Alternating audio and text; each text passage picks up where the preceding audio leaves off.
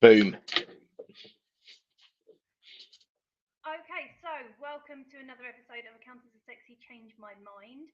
Today I have Carl Reader. Probably doesn't need too much of an introduction because he's quite prolific in the industry, in the accounting space. Um, so welcome, Carl. Thanks very much for joining me from your cupboard, obviously. Hey, Kelly, thank you so much for having me. Yeah, I've got a garden office, but it is freezing at the moment, as you can imagine. So rather than perching on the kitchen table, which has been my favourite place so far, I'm actually sitting in my trainer room. Yeah, to be honest, your trainers are a much better background than my brain. This is what I call my brain. I've just got my notes everywhere, so it's far more tidy. Um, Carl, for the people who don't know you, and I would be quite surprised if people listening to this don't know you, but do you want to just give an introduction as to who you are and what it is you do? Yeah, sure. So I'm Carl, and if I was to look at my most important roles, it's dad, husband, and yeah, just the guy who hangs around the house. But in the accounting world, seeing as this is a accounting podcast, I fell into the accounting world completely by accident. So at school, I wasn't the most well behaved and so on, and whilst I was fortunate enough to go to a grammar school, so I passed my 11 plus and so on. I really didn't understand the benefit of going to a grammar school and got quite bored by schools. So I actually ended up leaving school at 15. And at that point, I had no idea the direction I was going to go in. I just got my national insurance number, if you remember those old cards. And I started out as a YTS hairdresser. And yeah, it wasn't cut out for it, if you pardon the pun. Anyway, I had to get a real job because my son, who some of you will know, Jordan, I had Jordan very early, and he's actually working in the fintech space now. And yeah, I had to get a real job because I was starting to settle down and so, all of this stuff. So anyway, I fell into accountancy by accident. I took three interviews, and they were all from the local paper, which shows my age. Two at accountancy firms and one in the army. Was underweight for the army, believe it or not, but actually got offered both accountancy jobs. And I had no idea at all what an accountant was. So I remember quite vividly in Leon C, which was where my first job was, and that was where the first interview was. Went to the library and I was looking up what an accountant does in the careers books. Again, what we used to do in the old days. So I learned all this stuff about accounts and so on, and yeah, the very basics. But most people listening to this will know inside out, and their kids probably know inside out. But I didn't come from that world. I didn't come from a business world. I didn't have any real aspirations to do anything. And all I did was just regurgitate the stuff that I'd read in the book in the interview. Anyway, got the job, found out pretty soon in that actually I wasn't really cut out to be an accountant either. I now know that I live with ADHD. So obviously I didn't know that back then. I also didn't know what an accountant was, what their job entailed. I didn't realize that it involved numbers and detail. I honestly had no idea. It at the time, perhaps naively, I thought that it was a really impressive sounding job for when I go to the nightclub. So anyway, very early on, I had to, I guess, carve out a way of making a living from this stuff. So whilst I was doing my exams on the side, but I really focused on the stuff that I enjoyed, which was going out of the office and speaking to business owners. So I would speak to them about anything and everything, really. And then over time, that became a bit more targeted. It became training because that was at the start of the computerization wave. So bear in mind, I started in 97, sort of like 98, 99, people were starting to go onto Sage from their big red cash books, then started selling to them, then started marketing to set up a sales team that I had. And yeah, the rest is history. Started the buyout of the firm I was in. So this was when I moved to Swindon in 2007. That completed in 2010, 2011-ish.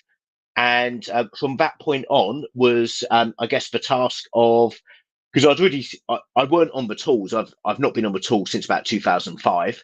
But then started the journey of extracting myself from the business from 2012, retired in 2019. And yeah, where I am today, obviously COVID meant I'm back in it a little bit more than I ever was. But I serve as chairman of D&T. I serve as chair of the practitioners panel at the ACCA, head of accounting at Ignition, one of the founders at ProNation. trustee of Young Enterprise, which is a national charity trying to help kids understand the power of entrepreneurship and how it can be a facilitator for social mobility. And there's also quite a bit of financial education in there as well. Served as a pro bono consultant as Trussell Trust, and yeah, quite a few other bits and pieces. So, You've Kelly, that's me. basically, you've basically just covered the mind maps that I made when I was looking into you. Apologies. No, no, no, it's quite all right because there is so much stuff that you've done, and I think it, it's quite interesting. People think there are not enough hours in the day and they couldn't possibly do more, but it seems that actually you can do more and you can be a part of lots of different projects, and that's okay as long as you keep all the plates spinning, I guess. Absolutely, and just to expand on that, Kelly, and I know we're going to end up talking for far longer than the allocated time, so I apologise in advance to you and to anyone listening. But it's It's interesting you still good say fun. that because a lot of people say that I must be really busy and so on, and I do work a lot. I do really enjoy what I do, so it kind of makes it easy. But on the flip side, I really enjoy sleeping as well, and a lot of Yeah, people think a lot of people think that to achieve any kind of success, you've got to follow all this nonsense online of sleeping 4 hours a day and waking up at 5 a.m. and doing your journal, meditation, all that. No, I mean, I on a typical day, I don't wake up till 9 o'clock in the morning. I tend to need about 11 to 12 hours sleep. So I try to get to bed between 9 and 10, and then I'll wake up between 8 and 9 the next morning. yeah, So yeah, everyone else has got a massive advantage on me, to be honest. yeah. I think that I mean ADHD has a lot to answer for, and I think that it's massively misunderstood. I'm going through a similar journey of self-diagnosis at the Sure, moment, but it explains so much. It it explains so much, and I think it that to really be able to does. get ADHD actually means that you can have all of these different things because that's what keeps firing your brain and keeping you interested. Yeah, And so I mean, variety is the spice of life has been my catchphrase forever. this is it. I mean, a lot of people are starting to open their eyes to neurodiversity. So, of all sorts. So, autism, ADHD, OCD, and so on.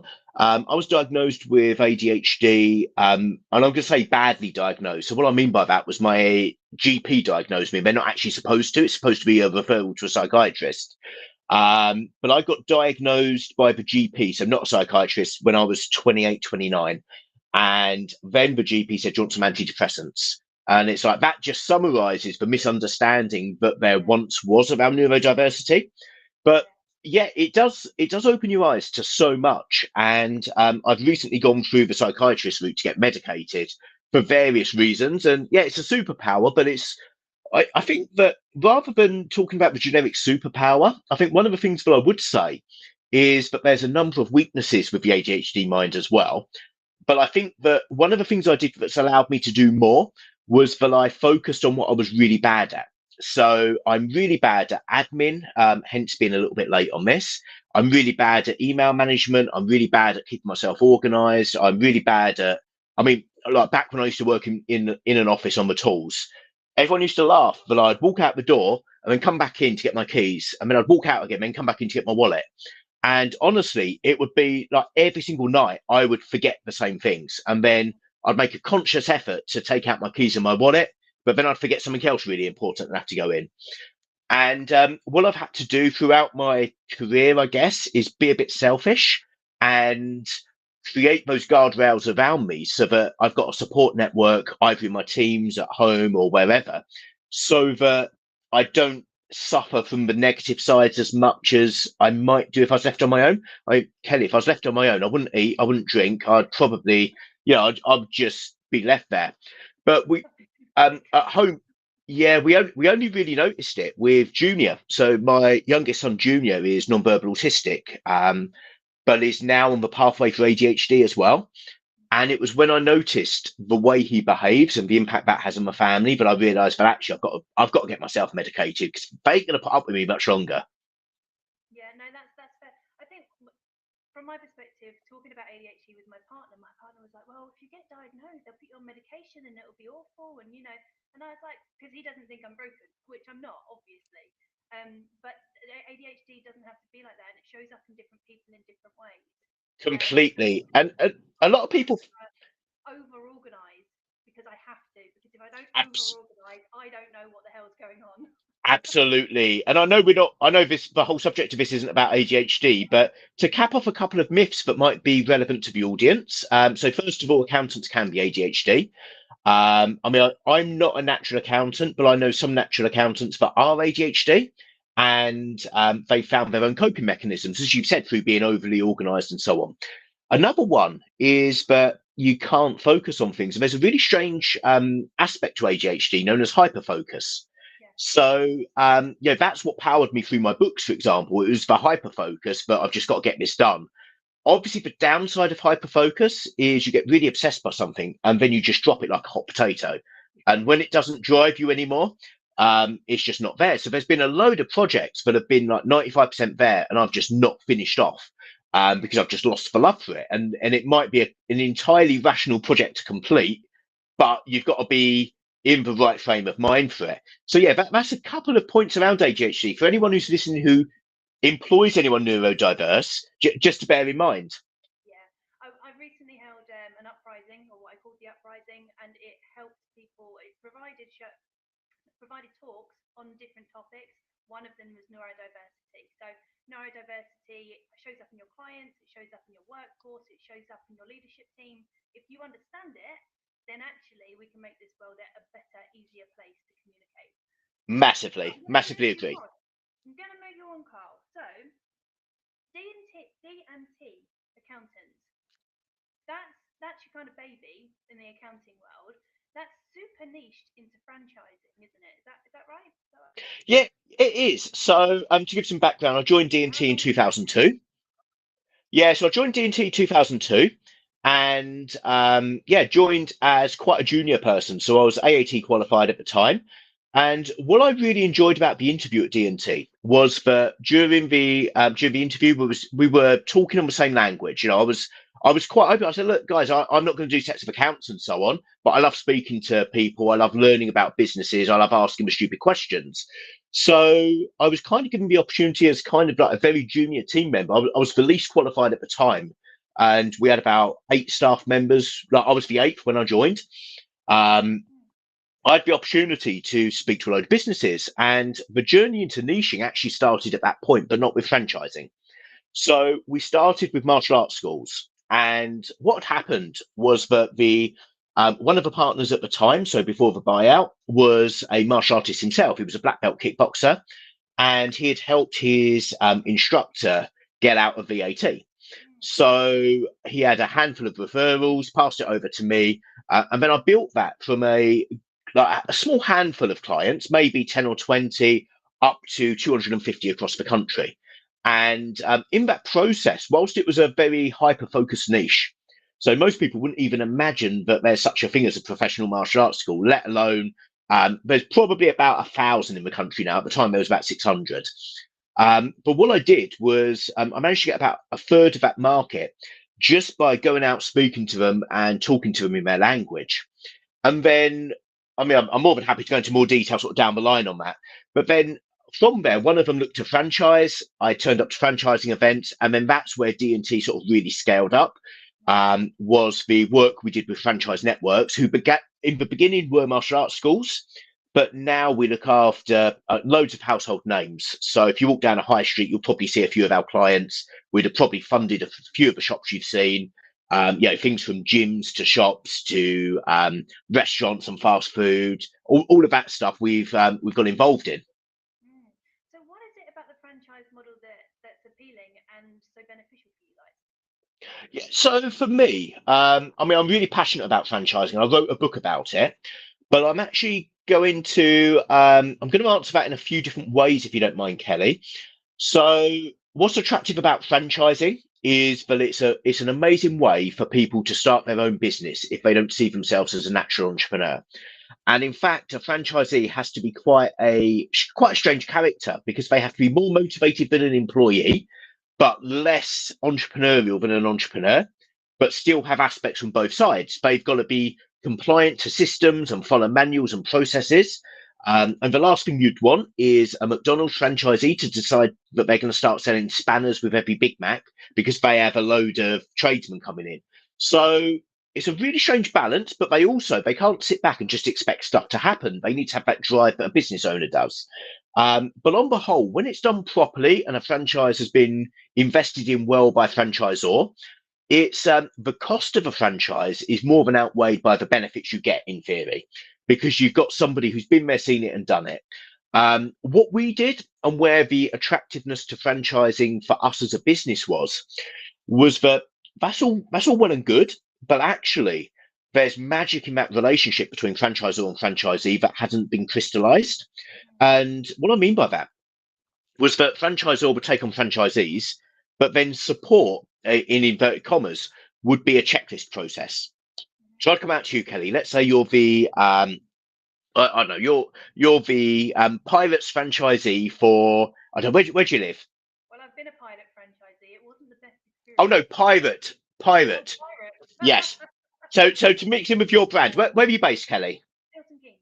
Milton Keynes, perfect. So you're a number on a list, and let's say you're number 100 of the list of 365 franchisees. So on day 100, I come out to see you, and my tick list is the Pirate sign up? Yes, it is. Is the menu up on the wall? Yes, it is. Have you followed the ops manual? Yes, yes, yes, yes, yes.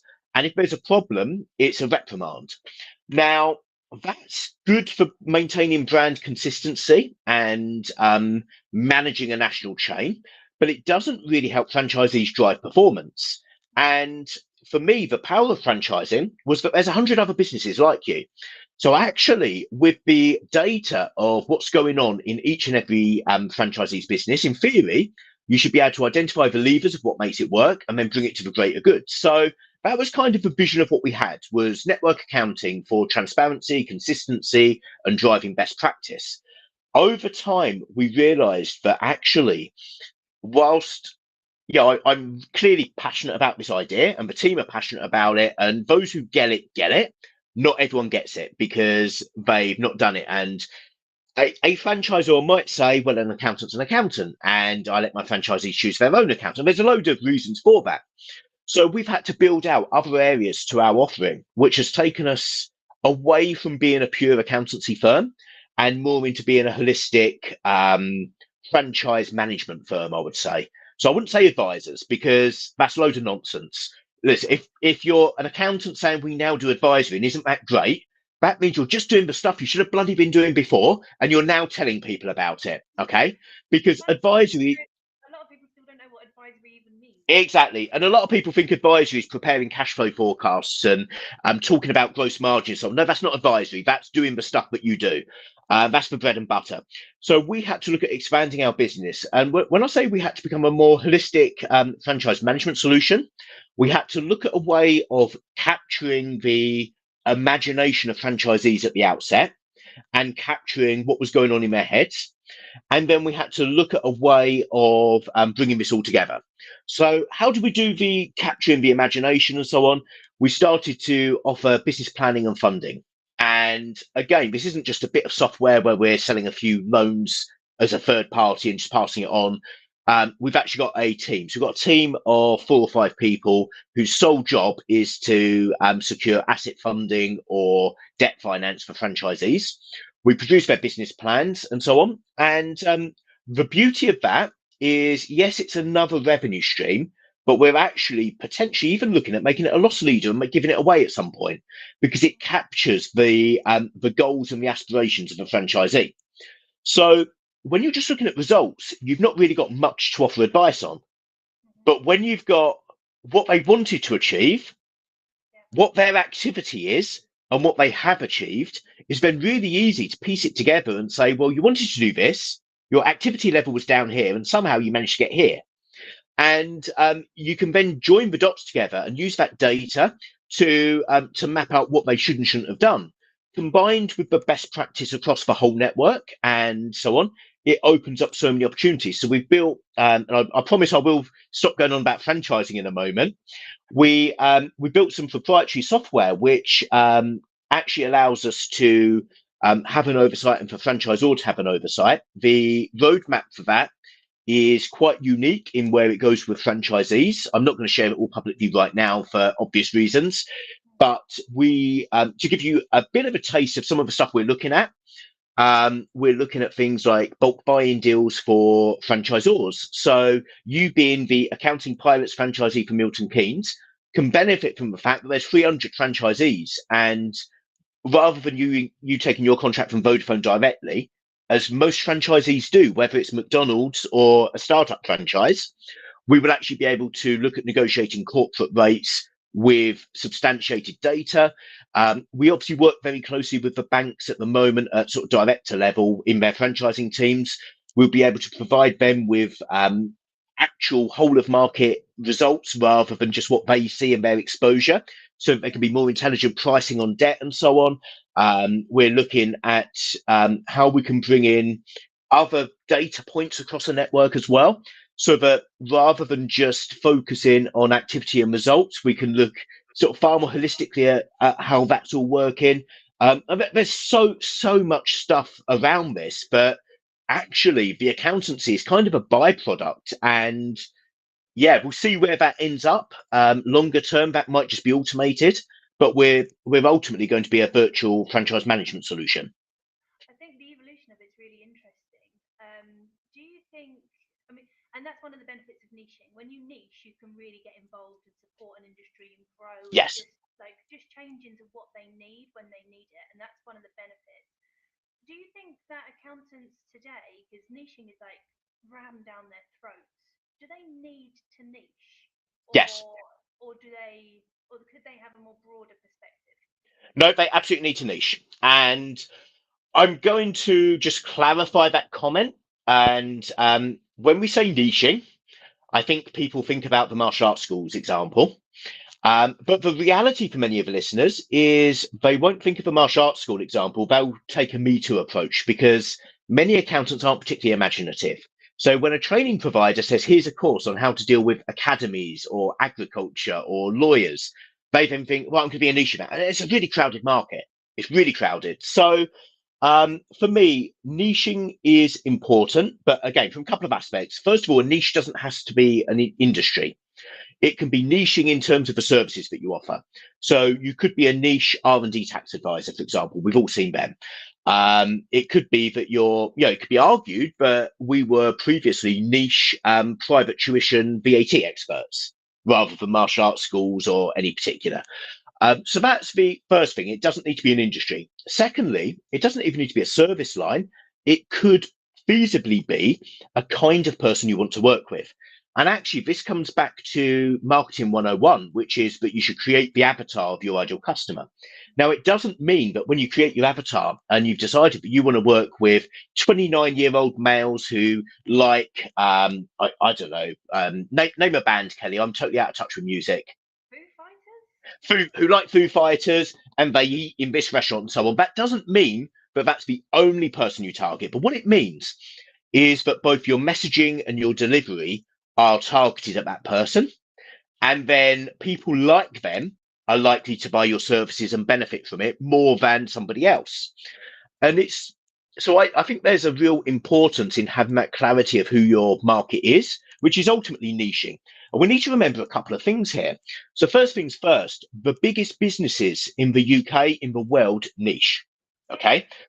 Who Who-Wise niche market is very different from Apple's with their mobile. Yeah. Waitrose's niche market is very different from Aldi. Now, quite frankly, these are companies with the budget to try and target anybody and everybody. If they're niching, what on earth tells a small one man, one lady band practitioner that they should offer everything to everybody? Because they simply haven't got the capability to do that. Secondly, I think that we need to remember that sometimes we will have a superficial definition of who we're targeting. And there's a great meme about this. I can't remember the exact circumstances of it, but if you compare Prince Charles and Ozzy Osbourne, they're both the same age, they're both male, they're both white. The same. Yeah, they both look the same, but actually the service that they both want would be completely different. What would tick their boxes would be different. So that understanding you get by defining who it is you serve, I think it's absolutely vital for any firm. There had been a wave of people saying don't niche as a way of, and it was typically accountants trying to become coaches as a way of them separating themselves from the noise. Now, the reality is that there's probably, there's people who are anti-vaxxers. I don't know if you're a vaxxer or an anti-vaxxer. But Um, you're waiting. I actually just booked my vaccine for flu. Perfect. There we are. I, yeah, but sometimes there's people who make a noise for the sake of making a noise Yeah, rather than any real substance. yeah, And I know there's a load of right and wrongs and debates about vaccine and so on, but at the time, with the scientific research at the time, it was the right way to go. Now, from every lived example, from every theoretical example, and from my own experience as well, I don't want us to come to confirmation bias here. The reality is, if you choose who you're targeting and how you provide the service based on their needs, you're far more likely to have a more compelling relationship than if you just throw it all up in the air and hope for the best. yeah. And it's about messaging. I think the messaging for Ozzy Osbourne is going to be 10 times different to what it would be for King Charles. King Oh, Charles. King Charles, I do apologise. Hopefully, Your Majesty's not tuning into this one. I'm sure. I'm sure he is a regular listener. Might, you might, you never know. You And I never know. also think that within niche segments, and there's different approaches for different markets. So, like Coke don't actually market to everybody; they break into different markets. So, Yes, they understand their marketing campaigns that are super focused, even though what we see is massively like it's just a massive organization. So absolutely. yeah, it's an important lesson to take away. I've always quite liked the thought of niching by goals, based on goals, because then you can really capture their intent and what they want to Abs- achieve. Absolutely. So there's a good example of that in the profession. Who it's a guy who a lot of people know now, but they know him as a vendor. A guy called Ainsley Damery, and he set up accounting for entrepreneurs. And what he meant by entrepreneur wasn't a sole trader, wasn't a freelancer, wasn't a business that was bumbling along. He had a very specific idea of what he meant by entrepreneur. So he really clarified that avatar. But he was only looking for businesses with the entrepreneurial mindset so that he could work with them. And he designed his whole brand experience, service delivery experience. It was all based on that person. And I think that's another important thing I'll just call out here is it makes the messaging easier and it reduces your cost per lead. So our cost is 44p in a pound, whereas for an average firm it's about a pound 10. It's similar to acquisition. Mm. So it makes it easier and it means you're swimming in a less crowded market. But actually, the real magic comes when you understand what you can do differently and how you can deliver that service differently. But it is an investment as well. It's not the case of just putting a page on your website saying, I work with farmers and hoping for the best. You've got to, if you want to do this properly, and I learned this through martial arts, you've got to first of all be really passionate about that industry or service or whatever world it is you're going into. You've got to attend for trade events. You've got to get to know everyone. You've got to become the go-to person in that world, not the accounting world or whatever world or your local area or whatever. There's no point turning up to a local networking event for me. I just don't do it. There is really no point at all.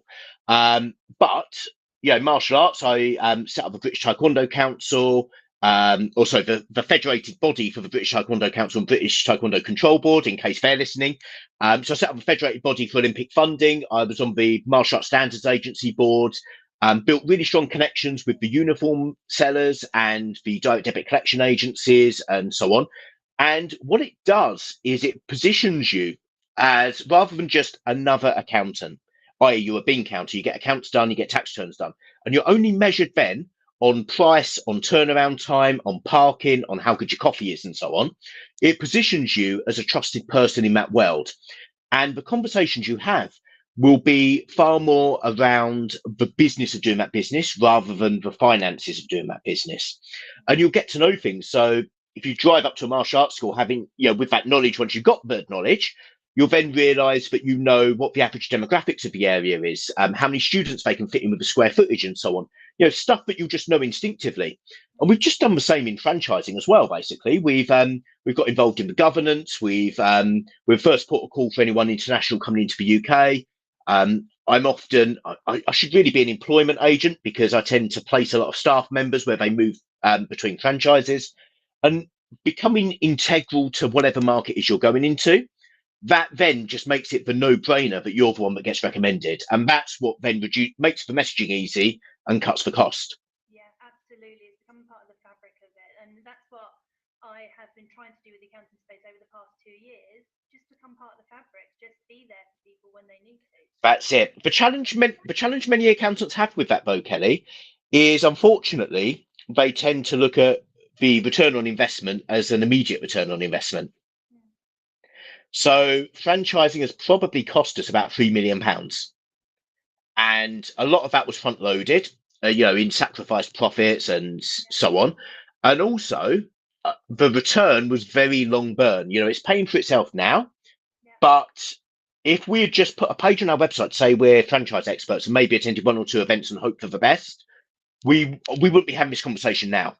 You wouldn't have known who I was. So it really, with a niche, whilst it's easier, I think there is a whole lot of it's not so much cost, it's more time and effort that needs to be put in of really getting under the skin of it, and not just from an understanding from an accountant's perspective, but being part of a gang. And there's a whole difference there.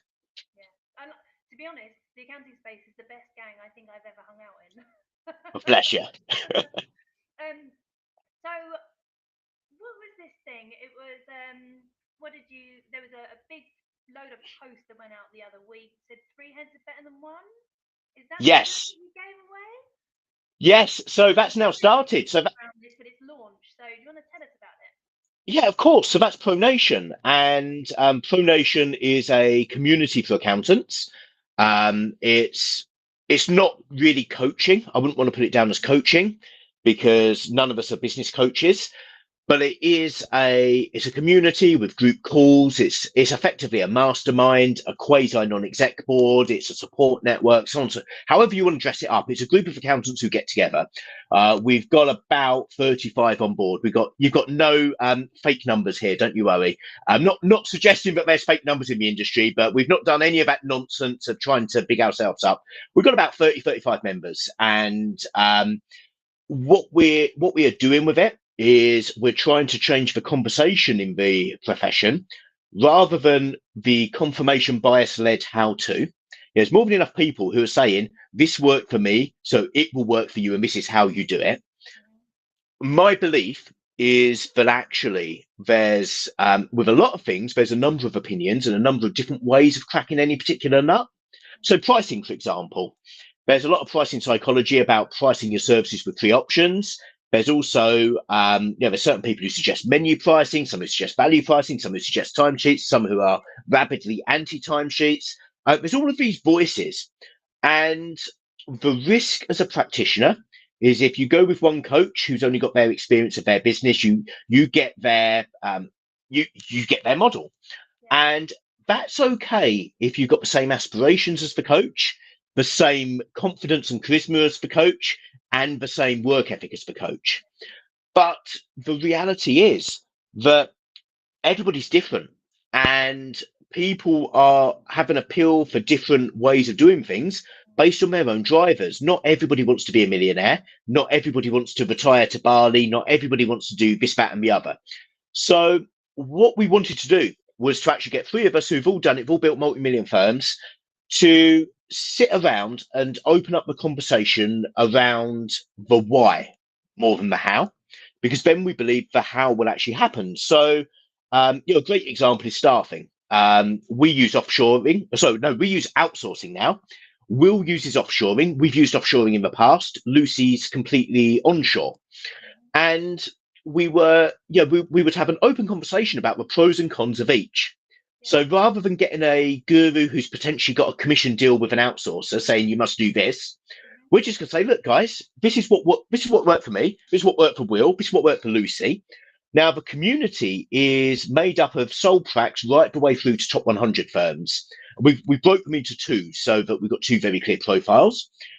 It's then about getting the experiences from the group so that the individuals can then decide what's best for them, because I'm a very strong believer that if you truly buy into the why behind doing something, you're actually going to do it. If you're given a sales script, for example, and you're told, look, use this tool for pricing and use this sales script and it'll all be fine.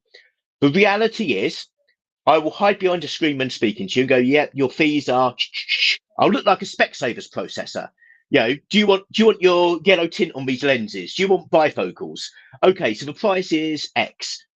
So first of all, I've already undermined my professionalism if I've not got the confidence.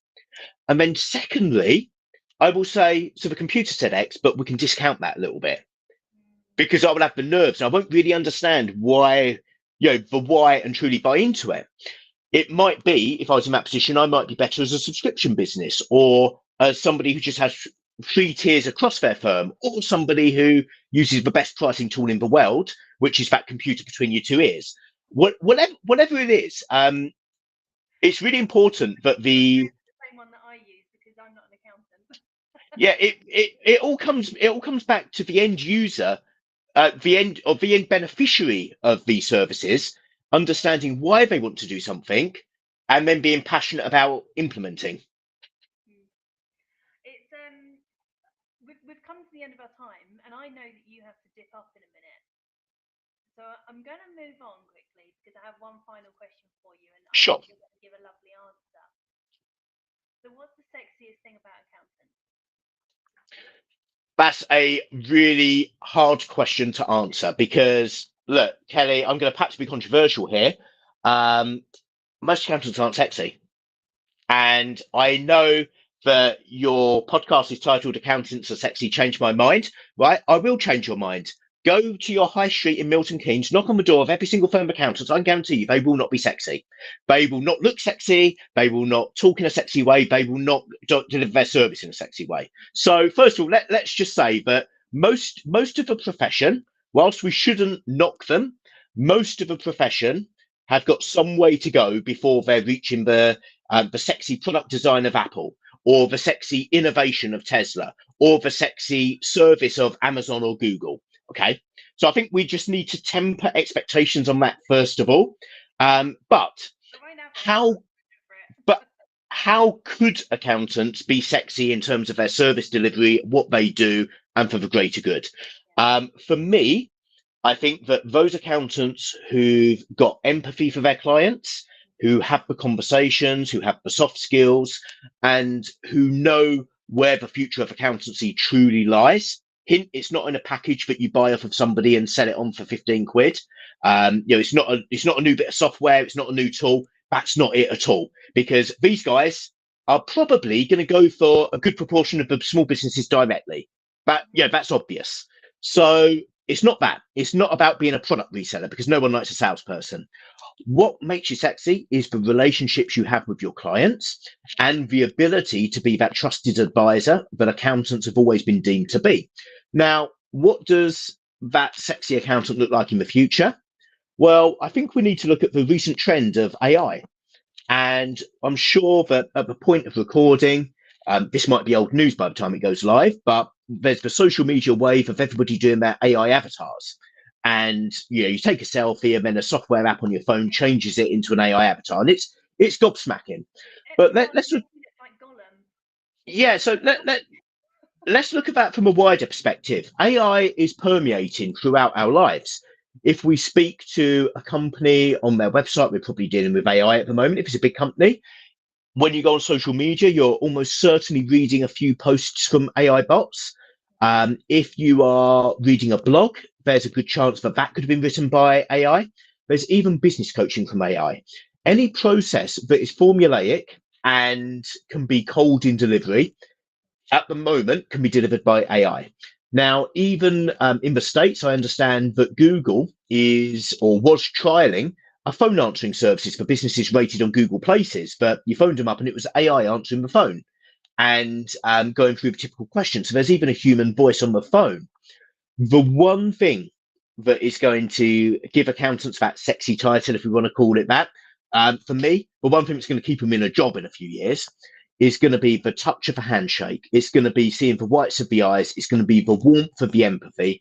It's going to be the people to people skills. Now, going back to why I said accountants aren't particularly sexy, and I jokingly said, go to your high street, have a look at them. They don't look sexy.